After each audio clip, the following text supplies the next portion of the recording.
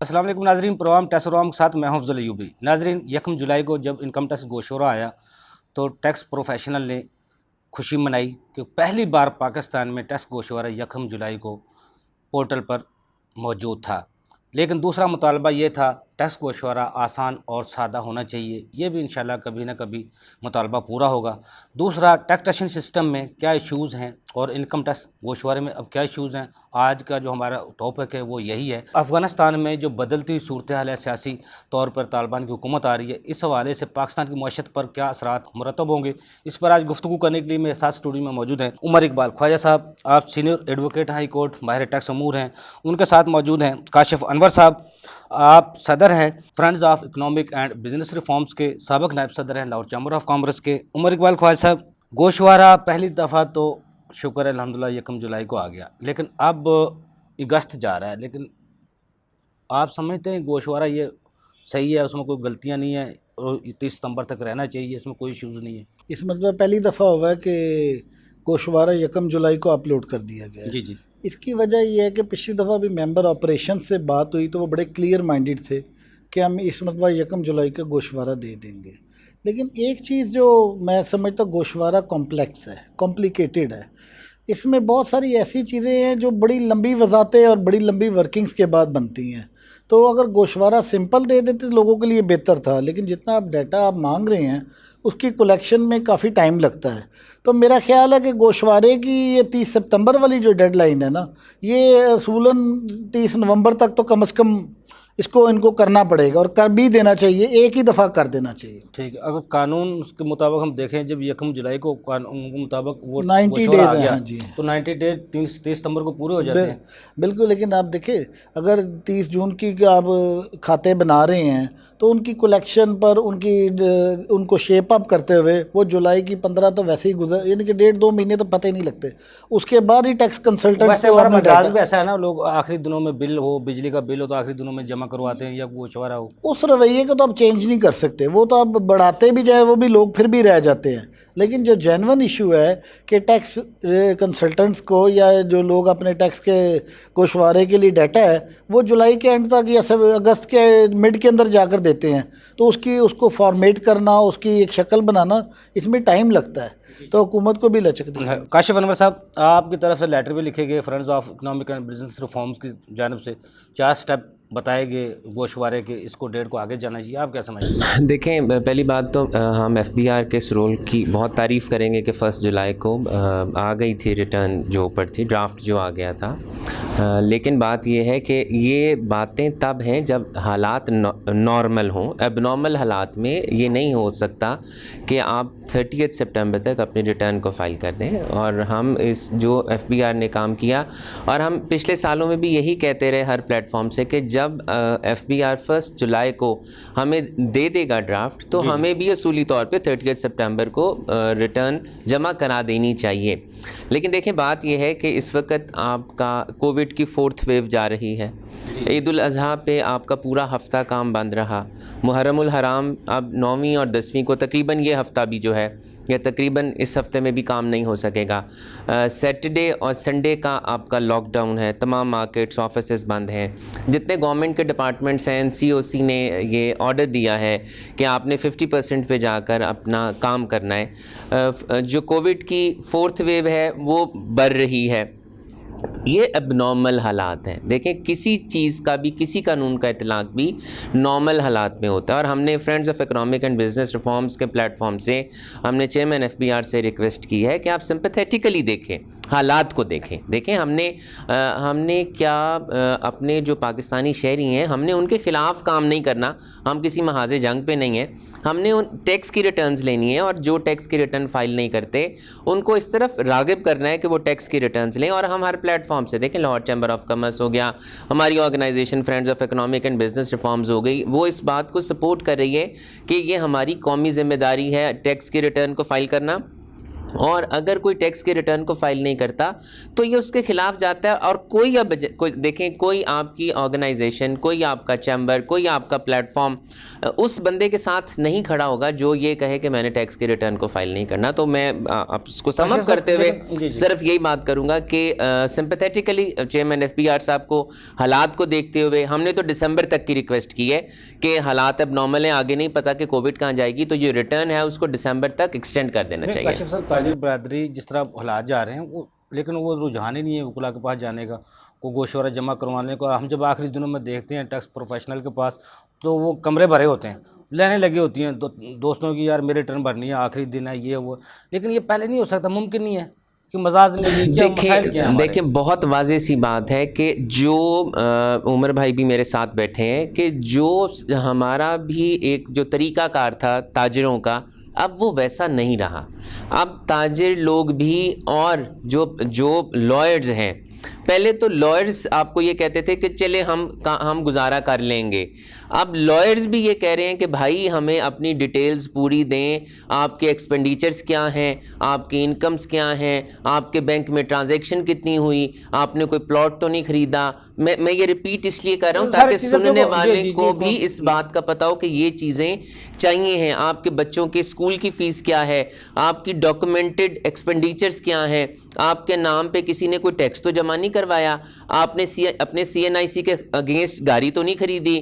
کیونکہ دیکھیں جب آپ پلاٹ کی خرید و فروخت کرتے ہیں, جو کہ ہمارا ایک بہت ہماری غلط فہمی ہے ہماری عوام کی کہ شاید گورنمنٹ کو پتہ نہیں چلتا, جب آپ پلاٹ خریدتے ہیں یا گھر خریدتے ہیں یا بیچتے ہیں, اس پہ جب ٹیکس جمع ہو جاتا ہے تو وہ انفارمیشن ڈپارٹمنٹ کے پاس چلی جاتی ہے. اور دیکھیں ابھی پچھلے روز ہی لاہور چیمبر میں بینامی پہ ایک سیمینار ہو رہا تھا جس میں کمشنر صاحبہ آئی ہوئی تھیں, اور انہوں نے دیکھیں بینامی آپ کا ایسا ایکسپینس جس کو آپ جسٹیفائی نہ کر سکیں, دیٹ از بینامی.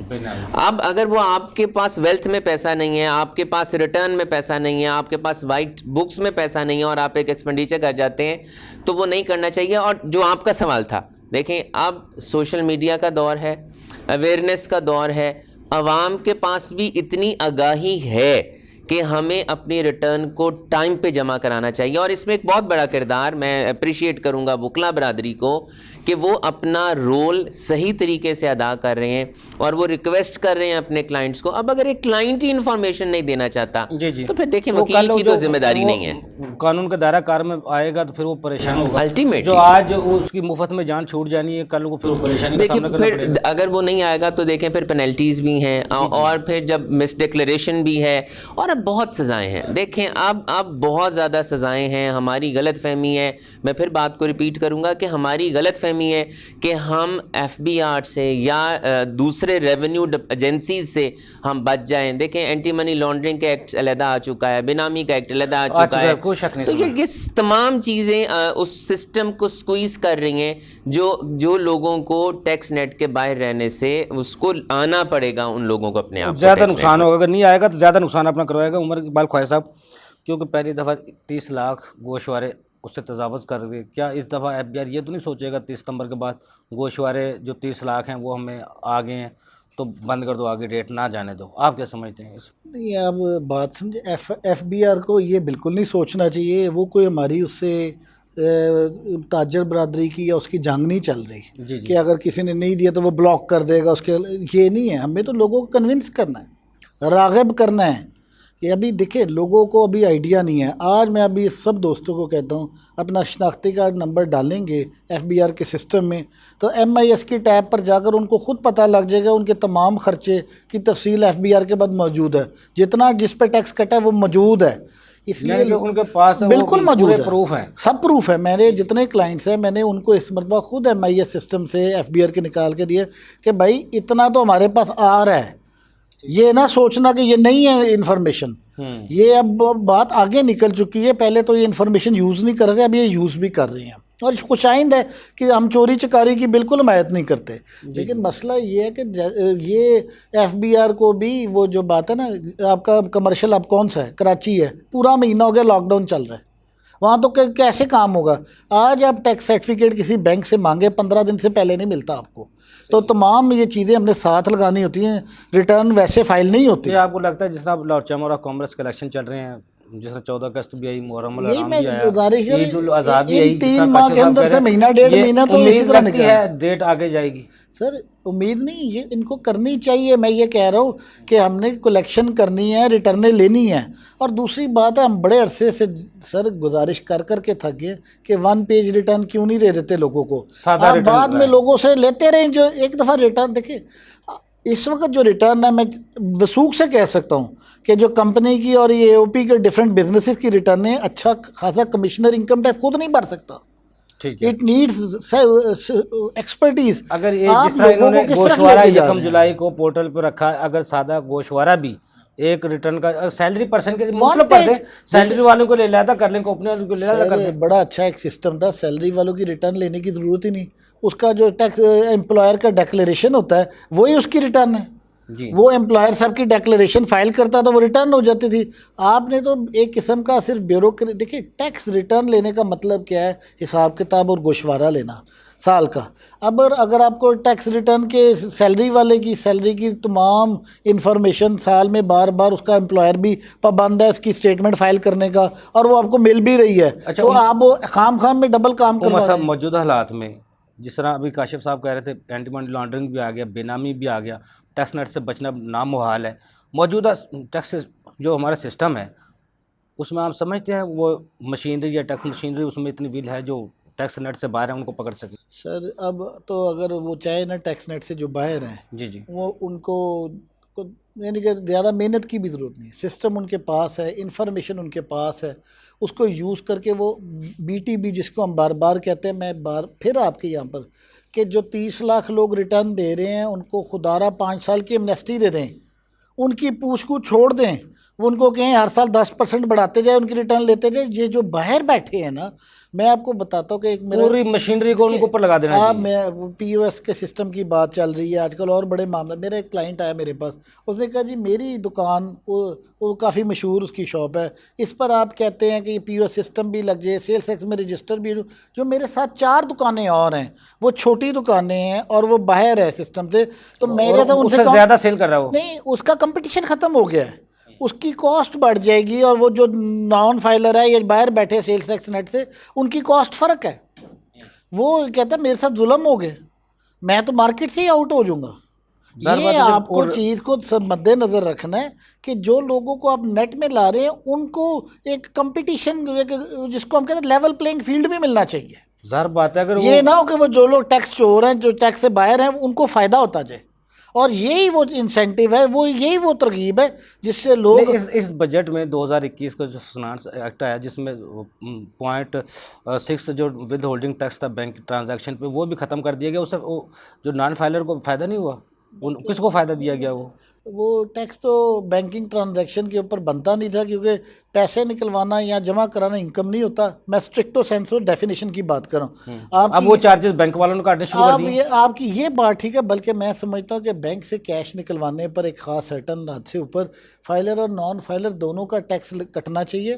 اس سے انکم ٹیکس والوں کو آپ کے ریئل ایکسپینسز کی خبر رہتی ہے, اور اس کو کیلکولیٹ کرنا بڑا ایزی ہو جاتا ہے. نان فائلر کے لیے فری کر دیں, فائلر نہیں ہے اس کے لیے وہ ٹیکس رہنے دینا چاہیے. بس وہ اچھا عمر صاحب, بریک سے جانے سے پہلے افغانستان میں موجودہ صورتحال سب کے سامنے ہے. طالبان کی حکومت جس طرح آ رہی ہے, وہ لوگ آ رہے ہیں, ظاہر بات ہے حکومت ان کی بننی ہے.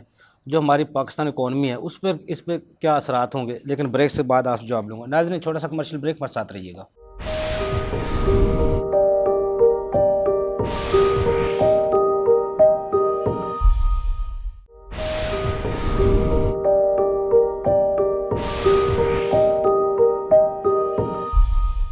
ویلکم بیک ناظرین, ایک دفعہ پھر خوش آمدید ٹیکس اور عوام پروگرام میں.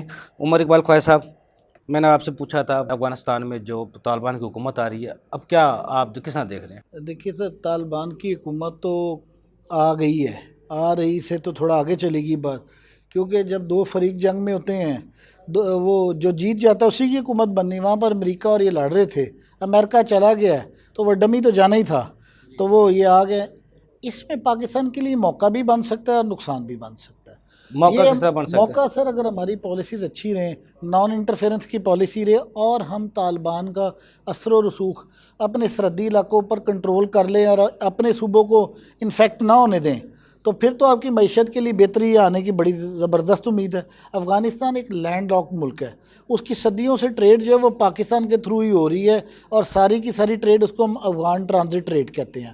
ہم اس کے اوپر بیسیکلی اپنے لیے اپرچونٹی بھی پیدا کر سکتے ہیں، لیکن اس کا نقصان جو ہماری معیشت کو ہو رہا تھا پچھلے 20 سال سے ایٹ لیسٹ، وہ یہ تھا کہ اس کے نام پر بہت ساری چیزیں ایسی تھیں جو منگوائی جاتی تھی، جیسے اے سیز ہیں، فریجز ہیں، ٹی وی چمن بارڈر سے اور دوسرے بکتے بارڈر وہ سے پاکستان میں تھے۔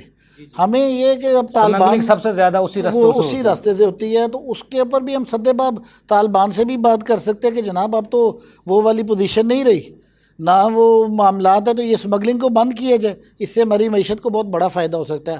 اور دوسری اجناس کی اسمگلنگ ہوتی ہے ہمارے ملک میں، یا پاکستان بیسیکلی جب اپنا ایسٹیمیٹ بناتا ہے نا فوڈ کے لیے، جی اس میں آپ افغانستان اور ایران کو کنسیڈر ہی نہیں کرتے، جو ہماری سب سے بڑی غلطی ہے۔ وہ ہوتا کیا ہے کہ جتنا ویٹ ہے اور رائس ہے وہ سارا ادھر جاتا ہے، اور جس کے بعد ہمارے ملک میں ایک غذائی قلت بھی پیدا ہوتی ہے۔ اس چیز کے اوپر بھی جو نئی حکومت ہے اس سے بات کی جانی چاہیے۔ اگر ہم نے ان کا ایک جینون ہے، ان کے پاس یہ چیزیں شارٹ ہی رہنی ہیں، تو پھر کوئی میکانزم ڈرائیو کر کے اس کے اندر اپنی اپرچونٹی ہم پیدا کریں۔ جو پاکستان کے آج تک افغانستان کے درمیان جو تعلقات رہے ہیں وہ تو آج تک وہ خوش نما تو آج تک نہیں رہے، اسی طرح یہی مسئلہ ہے کہ اب ان کے اوپر افغانستان الزام، کی اس وہ پالیسی پاکستان کا کے اوپر الزام ابھی تک لگاتے رہے ہیں، تو معاملات اب آپ کو لگتا ہے اب طالبان کے ساتھ معاملہ ٹھیک ہو جائیں گے؟ تحریک طالبان پاکستان کو ہم نے اپنا دشمن نمبر 1 ڈکلیئر کر دیا۔ جی جی، وہ نورستان میں افغانستان میں پناہ لے کر بیٹھے ہوئے ہیں۔ اب یہ پتہ لگ جائے گا کچھ دنوں میں ہی کہ افغان طالبان کی ان کے متعلق پالیسی کیا ہے۔ ٹھیک ہے، دیکھیں اگر پاکستان کے طالبان کو دوبارہ پنپنے کا موقع ملا تو پھر تو یہ موقع نہیں ہے ہمارے لیے، نقصان بن جائے گا ان کی حکومت۔ ٹھیک ہے، لیکن اگر انہوں نے یہ وعدہ کر رہے ہیں کہ ہماری لینڈ کسی فورن انٹروژن کے لیے، فورن ایکٹیویٹی کے لیے استعمال نہیں ہوگی، تو پھر ان کو وہ کر کے بھی دکھانا ہے، جی جی، اور اس کے لیے زیادہ ٹائم نہیں پاکستان ہے۔ کے لیے دوسری طرف امریکہ بھی ہے، شکست خوردہ جو نظر آ رہا ہے اب پاکستان سے ان کے تعلقات ہیں، وہ سپر پاور ہے، اب اس کے اوپر کیا اثرات دیکھیں، اس سے نہیں ہوں گے؟ امریکہ جو ہے ڈالر اڑان نہیں پکڑے گا، آپ کیا سمجھتے ہیں؟ یہ ایک بڑا انٹرسٹنگ آپ کا کویسچن ہے کہ ڈالر کی اڑان تو ہمارے پاس اور وجہ سے ہوتی جا رہی ہے کہ ہماری جو درآمدات ہیں نا جی وہ پھر سے تیزی میں آ رہی ہیں۔ ہم جو نے پہلے جو import پہلے کم کر کے نواز ہمیں شریف کے current آخری account سال دورہ میں پیچھے، تھا، جی جی، بالکل وہی پیٹرن ہے جو 2018 میں نواز شریف صاحب کی حکومت میں ہے، اور اب عمران خان کے بھی پہلے 2 مہینے میں وہی پیٹرن آ رہا ہے۔ اس کے اوپر حکومت کو بڑی سنجیدگی سے سوچنے کی ضرورت ہے کہ غیر ضروری جتنی ہمارے پاس امپورٹس ہیں ان کی کوئی کیٹیگریز بنائی جائیں، ٹھیک ہے، اس کے اوپر اس کو کم از کم حوصلہ شک نہیں کی جائے ان کی امپورٹس کے اوپر، ورنہ تو آپ کا روپیہ پھر وہی کمر توڑتا جائے گا عوام کی۔ اس سے وہ مہنگائی ہوتی ہے، پاکستان کی ہر چیز تو امپورٹ سے ریلیٹڈ ہے، پھر وہ تمام اثرات پھر اس کے عام بندے پر اثرات مرتب بالکل۔ ہوتے ہیں۔ آپ نے تیل منگوانا ہے، گیس بھی، لگژری گیس جو چیزیں ہیں وہ تو عام بندے کی تو سر استعمال وہ کی نہیں بند ہے، نہیں، اس کی وجہ سے آپ کے روپے پر اثر آ رہا ہے نا، آپ اس کو بند نہیں کر رہے۔ جب روپے کی قدر کم ہوگی تو مہنگائی آئے گی، مہنگائی آئے گی، تو وہ مہنگائی کے نتیجے میں تو 80% پاکستانی پستے ہیں جن کی قوت خرید اور کم ہو جاتی ہے۔ آپ کو اس کے متعلق سوچنا ہے۔ باقی ہم بات کر رہے تھے افغانستان کی، وہی بات ہے کہ it is an opportunity as well as, یہ پھر نقصان کی بات بھی ہو سکتی ہے۔ اب یہ ہماری فورن پالیسی ہے، ہماری ایک انٹرنل سیکیورٹی کی پالیسی ہے جو ویسے ہمیشہ ہماری آرمی اسٹیبلشمنٹ ہی بناتی ہے۔ ٹھیک وہ ہے، دیکھنا پڑے گا کہ وہ لوگ کتنا اس میں پینیٹریٹ کے نہ کر جائیں، افغان طالبان جو ہیں، ٹھیک ہے۔ وہ نہیں ہونا چاہیے ہمارے۔ کاشف صاحب، جس طرح امپورٹ کی عمر صاحب نے بات کی، آپ سمجھتے ہیں واقعی امپورٹ بڑھ رہی ہے؟ پہلے تو ہمارا ایک تمام تاجروں کا یہی نعرہ ہوتا تھا سمگلنگ کو بند کیا جائے، امپورٹ کو کم کیا جائے، اگر پھر یہ دوبارہ ہو رہا ہے تو پھر یہ نقصان کس کا ہے؟ دیکھیں، سب سے پہلی بات تو یہ ہے کہ میں پھر گورنمنٹ کی ہر اس بات کو اپریشیٹ کرنا چاہوں گا کہ جو گورنمنٹ کے اچھے کام ہیں، چاہے وہ ڈائریکٹلی یا انڈائریکٹلی اس میں انوالو ہو، بالکل آپ کی اسمگلنگ کو پہلے سے فرق پڑا ہے، اور ہم بار بار یہی کہتے تھے جتنی بھی بزنس کمیونٹی ہے، جو انڈسٹری ہے یہاں پر، کہ جی آپ کی لوکل انڈسٹری تب تک فلرش نہیں کر سکتی جب تک آپ اسمگلنگ کو نہیں روکیں گے، جب تک آپ انڈر انوائسنگ کو نہیں روکیں گے۔ دیکھیں، وہ اللہ تعالیٰ کی کرم نوازی ہے کہ حالات ایسے انٹرنیشنلی ہو گئے کہ جتنا بھی ہم گرے لسٹ میں آ گئے اور آپ کی جو جی فیٹ اپ کے جو ایشوز ہیں، پھر ہماری جو پیمنٹس جس طرح سے باہر جاتی تھیں، اب دیکھیں جو بہت زیادہ ہماری انڈر انوائسنگ ہو رہی تھی یا ہم بہت زیادہ جو امپورٹ کر رہے تھے ان آفیشلی بھی، تو وہ آپ کی چائنا سے ہو رہی تھیں. اب اس طرح سے ہنڈی کے وہ پیسہ باہر نہیں جا رہا. بہت سے ایسے چائنیز سپلائز ہیں جب ان کو وہاں پیمنٹ ملتی ہے تو ان کے وہاں پر اکاؤنٹس بلاک ہو جاتے ہیں. تو جو ہمارے یہاں سے ایسے امپورٹر ہیں وہ اس بات سے بھی ڈر رہے ہیں کہ اگر ہماری پیمنٹ، دیکھیں جو ایک چھوٹا امپورٹر ہے اس کے لیے تو 10-15-20 لاکھ روپیہ بھی بہت بڑی بات ہے. تو یس وی شوڈ اپریشیٹ کہ انڈر انوائسنگ اور اسمگلنگ کو فرق پڑا ہے. لیکن جو جس سال میں ہماری امپورٹ کم ہوئی وہ آرٹیفیشلی ہم نے اپنی امپورٹ کو کم کیا. ہم نے تمام ایسے، چاہے وہ لگزیریس تھے، چاہے وہ اسینشل تھے، چاہے وہ را مٹیریلز تھے، چاہے وہ فنش گڈس تھے، ہم نے اس کی امپورٹ کو کم کیا. وہ تو کارگو ہی بند تھی اس دور میں کووڈ کے درمیان. نہیں دیکھیں، وہ فائدہ ہوا پچھلے دیکھیں جس سال میں ہمارا کووڈ تھا، جب یہ ہمارا اب یہ فائنینشیل ایئر ختم ہوا ہے، ہماری امپورٹس بڑھ چکی ہیں. اور جو مزے کی بات ہے کہ کووڈ بھی اسی سال میں تھا، جس کا بہت جس کو ہم اپریشیٹ بھی کر رہے ہیں کہ ہماری ایکسپورٹس $25 بلین سے اوپر چلی گئی ہیں. تو دیکھیں وہ ایک اپرچونٹی ہمارے پاس آئی کہ انڈیا کی جو چونکہ ٹیکسٹائل سیکٹر تھا وہ شاید اس طرح سے، اور بنگلہ دیش کے اس طرح سے ہماری انڈسٹری کو، ایکسپورٹ انڈسٹری کو آرڈرز نہ مل سکے، لیکن وہ ہمیں آرڈرز مل سکے، ہم وہ باہر بھیج سکے، لیکن ہماری امپورٹس بڑھ گئی ہیں. اس سے پچھلا جو فائنینشیل ایئر تھا وہاں پر ہم نے اپنی امپورٹس کو آرٹیفیشلی کٹیل کیا تھا، جس کو ہم کٹیل نہیں کر سکے. الٹیمیٹلی جب آپ کے را مٹیریلز آپ کے ملک میں، دیکھیں آپ کی جو انڈسٹری ہے majority of the raw materials are imported. اگر آپ را مٹیریلز کو ہی نہیں منگوائیں گے تو آپ کی انڈسٹری کیسے چلے گی؟ آپ نے ڈیوٹیز بڑھا دیں، کسٹمز ڈیوٹیز، ریگولیٹری ڈیوٹیز لگا دیں. تو دیکھیں آپ اب اس سال کیا ہوا ہے کہ انٹرنیشنلی آپ کی پرائسز جو ہیں وہ آپ کی 100% پرائسز بڑھ گئی ہیں. جو را مٹیریلز آپ کے $500-600 پہ آ رہے تھے وہ اس وقت $1000-1100 پہ آ رہے ہیں. تو گورنمنٹ کو اب یہ مجبوراً سوچنا پڑا ہے کہ ہمیں را مٹیریلز پہ پرائسز کو، جو ہم نے پرائسز پہ ڈیوٹیز لگا رکھی ہیں، چاہے وہ کسٹمز ڈیوٹیز ہیں، چاہے وہ ریگولیٹری ڈیوٹیز ہیں، اس کو کم کرنا پڑے گا. تو دیکھیں آپ، اور اب اپنی آپ انرجی کی پرائسز کو دیکھ لیں. اب اگر انٹرنیشنلی آپ کا، اب اگر جو آپ کا آئل ہے وہ $75 کے قریب ہے، جب وہ $50 تھا، جب وہ $40 تھا، آپ کا امپورٹ بل جینوئنلی بھی بڑھ گیا ہے، کیونکہ آپ کا آپ انحصاری جو فنڈ آئل ہے آپ وہ امپورٹ کرتے ہیں. تو دیکھیں جب تک آپ لوکلی اپنی بجلی کو پروڈیوس نہیں کریں گے، جب تک آپ اس کو سولر کے تھرو یا جب تک آپ اس کو اپنے واٹر کے تھرو نہیں بنائیں گے، تب تک ہم اپنے امپورٹ بل کو کم نہیں کر سکتے. دس از ویری کلیئر، کیونکہ آپ کا جو میجر چنک ہے امپورٹ کا وہ آپ کا فیول ہے. اب چاہے آپ اس کو کول لے لیں، چاہے آپ اس کو آئل لے لیں، تو وہ تو آپ نے درآمد کرنا ہی کرنا ہے. تو ہم، اور جو دیکھیں جو سب سے بڑی بات ہے، اب آپ نے تذکرہ چھیڑا ہی ہے، تو دیکھیں ہم واٹر سکیئرس ہونے کے لیے بھی جا رہے ہیں، ہم انرجی بھی پروڈیوس نہیں کر رہے، ہم سیو بھی نہیں کر رہے، زراعت میں بھی ہم کمی لا رہے ہیں. کاٹن کے بھی دیکھیں، آپ کا کاٹن جو ہے 5 سے 6 ملین بیلز پہ چلا گیا، 15 ملین آپ کی اپنی جینوئن انڈسٹری کی ڈیمانڈ ہے. 10 ملین بیلز کا آپ ڈیفیسٹ کہاں سے پورا کریں گے؟ امپورٹ کریں گے. اب دیکھیں آپ کو تو اپنی لوکل انڈسٹری کو چلانے کے لیے جو ہم یہ کہتے تھے کہ جی we are the 4th largest producer of the cotton, اور آپ کو تو خود امپورٹ 10 ملین بیلز آپ کو امپورٹ کرنی پڑ رہی ہیں. تو آپ کو فیول امپورٹ کرنا پڑ رہا ہے، کول آپ کو امپورٹ کرنا پڑ رہا ہے. اگر آپ چلیں، اگر آپ ہم یہ کہتے ہیں لگزیریس آئٹمز آپ بند کر دیتے ہیں، تمام چیزیں ویسے پاکستان میں بھی اویلیبل ہو سکتی ہیں اگر وہ زراعت کو 70% لوگ جو زراعت سے وابستہ ہیں، اور ٹیکس چھوٹ بھی سب سے زیادہ اس طرف ہے. پھر سہولیات کا فقدان ہے. یوبی صاحب میں آپ دیکھیں، we have to plan for it. دیکھیں اگر ہم یہ کہیں کہ سال 2 سال میں یہ معاملہ ہمارا ریزالو ہو جائے گا، نو. آپ کو لانگ ٹرم پلاننگ کرنی ہے. ہمیں واٹر کے ریزروائرز کے لیے، اپنی زراعت کے لیے، کاٹن کے لیے، شوگر کے لیے. اور دیکھیں جو مافیاز ہیں، ہمیں دیکھیں ہمیں چلیں ہم اس کے خلاف ایکشن نہیں لے سکتے، تو ہم کم از کم جون سی انڈسٹری اس وقت ذبح حالی کا شکار ہے، ہم اس کو، یا آپ کا ایگریکلچرل سیکٹر جیسے کاٹن ہے، ہم اس کو بچا تو سکتے ہیں، اس کی سروائیول کے لیے تو کام کر سکتے ہیں. ہم کم از کم ایسے. تو کاشف صاحب یہ ہماری پالیسیوں میں تضاد ہے، یا پھر ہمارے موجودہ جو سسٹم ہے ٹیکس टैक्सेशन जो सिस्टम है उसमें आप समझ लें। देखिए ज़राअत का टैक्सेशन से तो कोई ताल्लुक नहीं है, लेकिन देखें जो सबसे बड़ा एज है कि ज़राअत के ऊपर टैक्स नहीं है, तो देखें उससे इस सेक्टर को उतना ही इंडस्ट्री का दर्जा तो कंट्रीब्यूट दे दिया करना गया है, चाहिए। ज़राअत को भी दे दिया गया, IT को सर भी दे दिया गया। देखें दर्जा दे देने से सहूलियात सारी नहीं मिल जाती हैं, तो देखें मैंने फिर क्या कहा, लेकिन it is a good step. देखें हर उस बात को अप्रिशिएट करना चाहिए जो बेहतरी की तरफ है।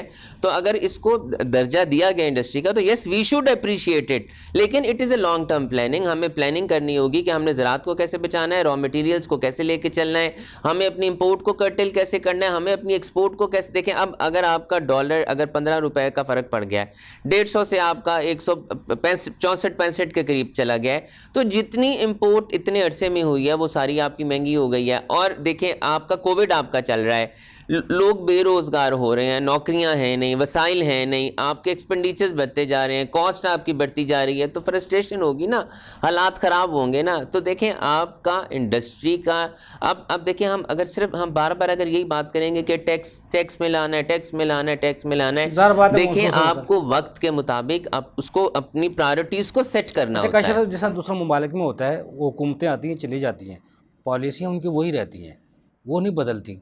उनमें लॉन्ग टर्म के लिए बनाई होती हैं, भाई इतने साल तक चलेगी, हुकूमत कोई भी हो, लेकिन पॉलिसियों पे वो किसी से कॉम्प्रोमाइज़ नहीं करते। हमारा अलमिया ये तो नहीं है जो भी हुकूमत आती है अपनी उसकी पॉलिसियाँ होती हैं, देखिए उसके बाद दूसरी हमारा हुकूमत आ जाती है, वो एक सबसे बदल बड़ा जाती है। अलमिया ये भी है कि जब गवर्नमेंट्स आती हैं तो अपनी प्रायोरिटीज़ को भी साथ लाती हैं। जो लॉन्ग टर्म प्लानिंग्स होती हैं वो उस तरह से नहीं चलती। हर गवर्नमेंट अपनी प्लानिंग लाती है, अपनी प्रायोरिटी लाती है। तो देखें वी शुड होप कि हम ऐसे लोगों को असेंबलीज़ में लाएं, ऐसे लोगों को सिलेक्ट करें जो आपके मुल्क के लिए काम कर सकें। और मैं तो फिर अगर आपने ये तज़किरा ही किया तो देखें हम बिज़नेस कम्युनिटी के भी नुमाइंदे असेंबली में होने चाहिए। अगर रिज़र्व सीट्स आपकी ख़वातीन के लिए हैं तो बिजनेसमैन रिज़र्व के लिए सीट्स तो आपके लिए बिज़नेस कम्युनिटी के लिए, और जितनी भी standing committees of the government है वहाँ पर बिज़नेस कम्युनिटी से रिलेटेड लोग होने चाहिए। क्योंकि अगर जो कानून हमारे लिए बनने हैं अगर वो हमारी मशावरत से ही नहीं बनेंगे तो अल्टीमेटली आप वन साइड का सिर्फ बात सुन रहे हैं, सेकंड साइड की भी बात सुननी चाहिए। अगर वो कमेटीज़ में हों तो वो हमारी सही तरह से नुमाइंदगी कर सकें और स्टेक होल्डर्स की बात भी पूरी तरह से सुनी ब्रेक से जाए। जाने से पहले जिस तरह अफ़गानिस्तान के रास्ते सबसे ज़्यादा स्मगलिंग होती थी, अब तालिबान आ गए हैं, आप क्या समझते, ताजिर बरादरी पर क्या समझती है, स्मगलिंग रुकेगी या उस बढ़ेगी, क्या हालात होंगे, किस तरह आपकी ताजिर बरादरी किस तरह देख रही है? लेकिन ब्रेक से बाद नाज़रीन छोटा सा कमर्शियल ब्रेक, हमारे साथ रहिएगा।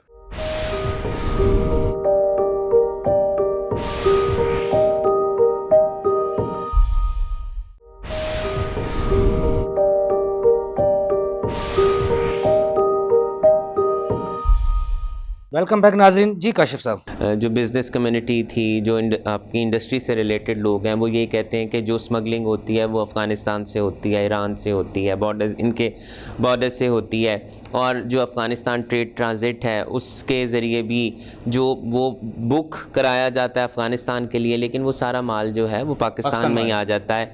और वो ऐसे सिस्टम्स हैं, ऐसा माफिया है कि उस पर शायद या तो कोई हाथ नहीं डालता। However this is not the issue. लेकिन बात यह है कि जी देखें अब अगली गवर्नमेंट आई है जो मेरी ज़ाती राय में आपके अपने हमसाया ममालिक के साथ ताल्लुकात बहुत अच्छे होने चाहिए। मैं तो ज़ाती तौर पे इंडिया के साथ भी तजारत के ख़िलाफ़ नहीं हूँ, बट विद द कंडीशन कि आप अपने रॉ मटेरियल्स को वहाँ ना भेज दें। लेकिन देखें और आपको बहुत बड़ी वहाँ पर एक बहुत बड़ा वहाँ पर एक मार्केट मिलती है आपको। मैं इस बात के ज़रूर ख़िलाफ़ हूँ कि आप वहाँ पर अपना, अगर मैं मिसाल सीमेंट की ले लूँ तो आप उसके रॉ मटेरियल को वहाँ भेज दें और सीमेंट वहाँ से मंगवा लें। That is not fair. हमारी मार्केट छोटी है, उनकी मार्केट बड़ी है, हमें रॉ मटेरियल्स एक्सपोर्ट नहीं करने चाहिए। लेकिन अगर हमारे फिनिश गुड्स को एक्सपोर्ट करने के लिए अगर अपनी ज़रूरत मुल्क की पूरी हो रही है तो फिर तो आप दे सकते हैं। Sir yes it is important. अब हम अगर अफ़गानिस्तान की तरफ आएँ तो देखें बात यह है ہے کہ ہمسایہ ممالک کے ساتھ آپ کے تعلقات بہت ضروری ہیں. آپ کو ایک بہت بڑی مارکیٹ ملتی ہے. یس, اگر افغانستان ٹریڈ ٹرانزٹ جو ہے اگر اس کے ذریعے اسمگلنگ پہ ہم قابو پا سکتے ہیں تو ہمیں گورنمنٹ جب تک دیکھیں, اب جب تک گورنمنٹ وہاں تشکیل نہیں ہوگی, جب تک ہماری دونوں گورنمنٹس کے روابط آپ نہیں پیدا ہوں گے, تب تک ہم یہ بات نہیں کر سکیں گے.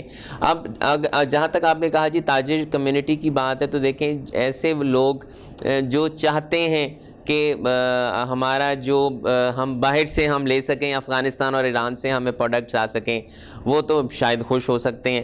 لیکن اگر وہاں پر ہمارے بارڈرز دیکھیں, آپ کے بارڈر پہ فینس بھی لگ رہی ہے, اس طرح سے اب چیزوں کی جو درآمد ہے وہ بھی آسان نہیں رہی ہے.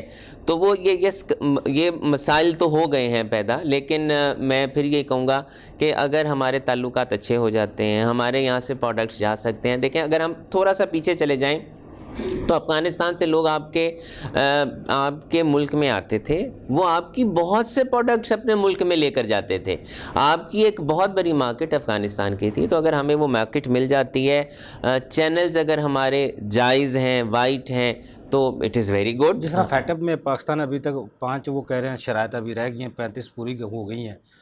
جس طرح ابھی حالات ہوئے ہیں, جس طرح امریکہ سپر پاور پاگل سی حالت ہے اس کی, جس طرح وہ بیانات آ رہے ہیں, اگر پاکستان ایکسیپٹ کرتا ہے, جس طرح چائنا نے رات ایک اندیہ دے دیا اس کو قبول کرنے کا طالبان حکومت کو, تو پھر رد عمل کیا ہوگا؟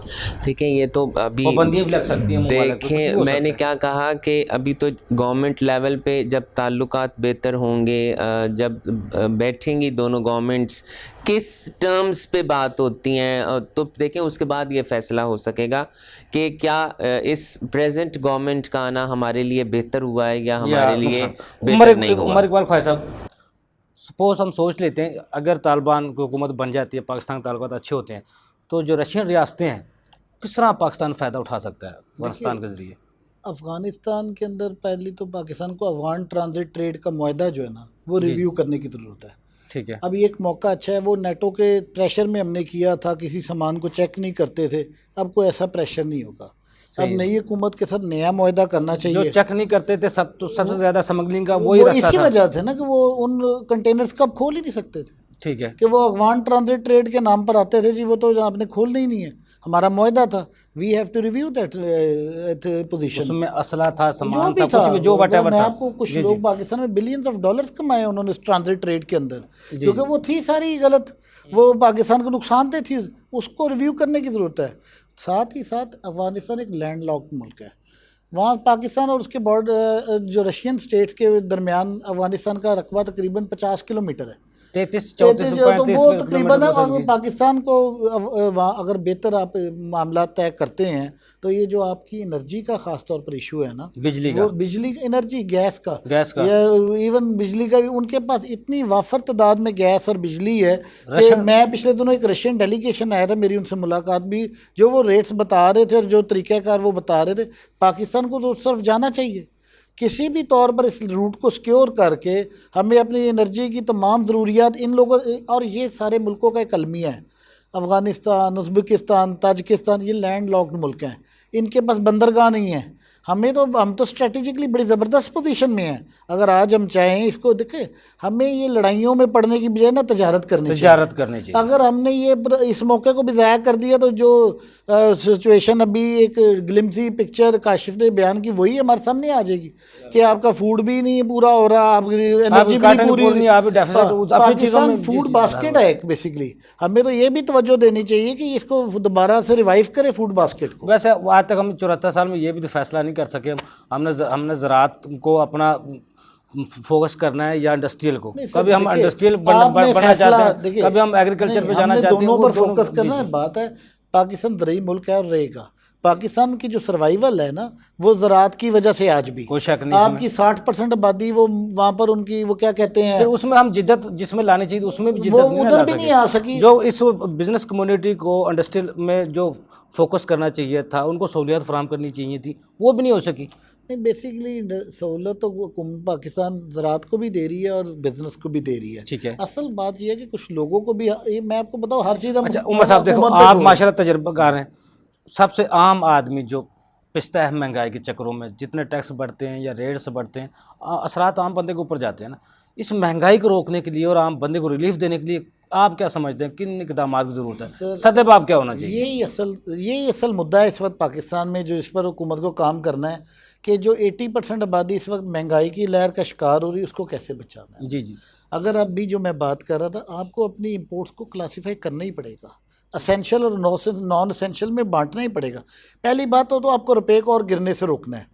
اگر آپ کا روپیہ گرتا جائے گا تو پاکستان میں سپر انفلیشن ہونے سے کوئی بندہ روک نہیں سکتا۔ یہ تو دنیا کا اصول ہے، اور ملک تباہ ہوئے ہیں اس کے اندر۔ جی جی، ہمیں تو یہ، ہم کسی طور پر بھی نہیں کہہ سکتے کہ ہم یہ اتنی بڑی امپورٹ کے بعد ہماری دوسرا ایکسپورٹ آپ کو بڑھانی ہے۔ آپ کی $25 بلین کی ایکسپورٹ ایک ہمارے منہ پر ایک کالخ ہے کہ یہ اتنا بڑا ملک اتنی امپورٹ کر کے یہ $60 بلین کی ایکسپورٹ ہونی چاہیے تھی۔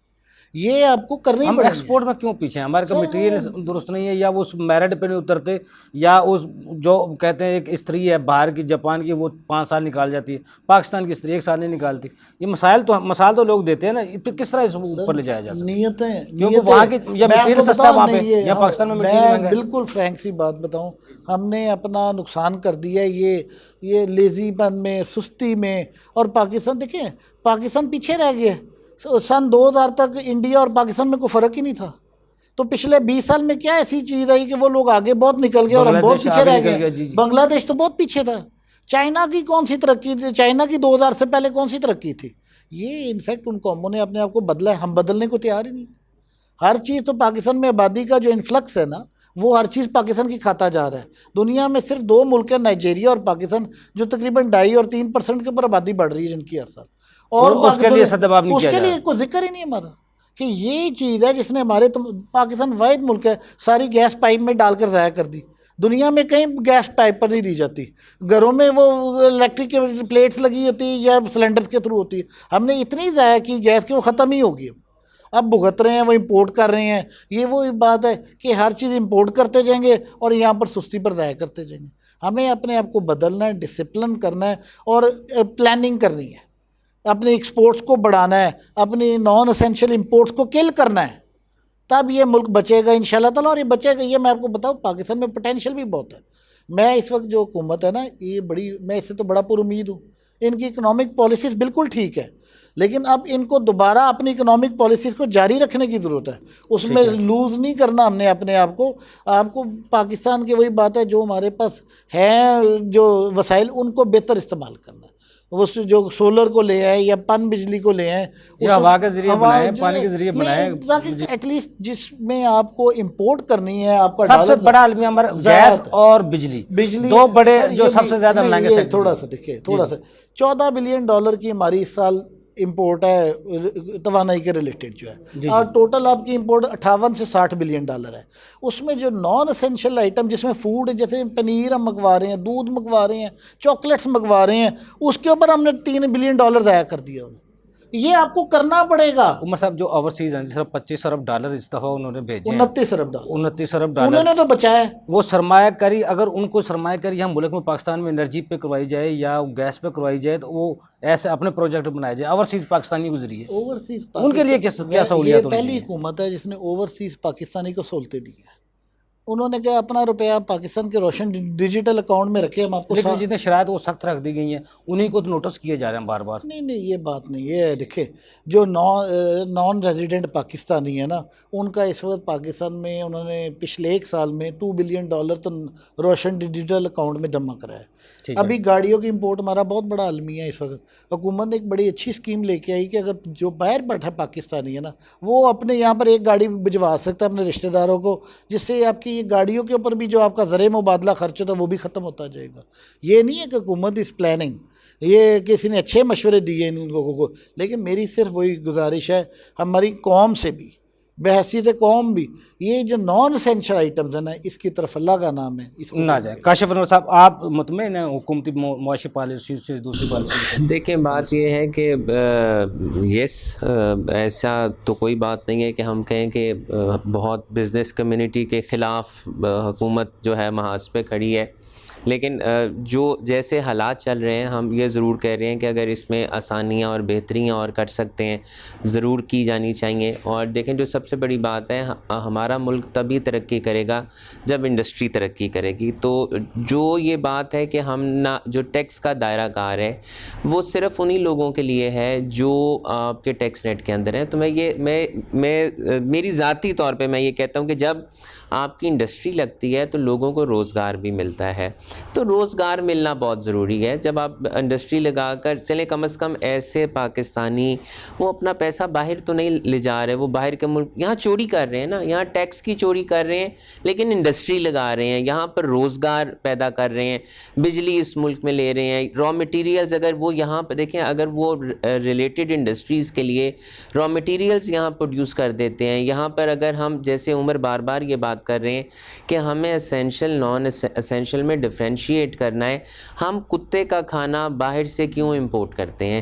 ہم پنیر جو ہے اگر آپ کے ملک کے اندر یہاں پر اگر پنیر دودھ اچھا ملتا ہے تو ہمیں اپنے ملک کا پنیر اور دودھ استعمال کرنا چاہیے.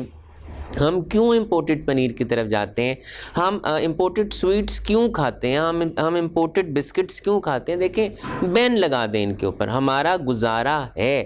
سویٹس چاکلیٹس پنیر امپورٹڈ کھائے بغیر گزارا ہے, ہم اپنے کتے کو یہاں کا کھانا کیوں نہیں کھلا سکتے؟ تو دیکھیں جب تک ہم اگر گورنمنٹس پلاننگ اچھی کر بھی لیتی ہیں اور ہم انفرادی طور پہ اگر ہم اپنے گھر کو ٹھیک نہیں کریں گے, اگر میں عمر آپ اپنے گھر کو بھی کریکٹ کر لیں تو الٹیمیٹلی پاکستان ٹھیک ہو جائے گا.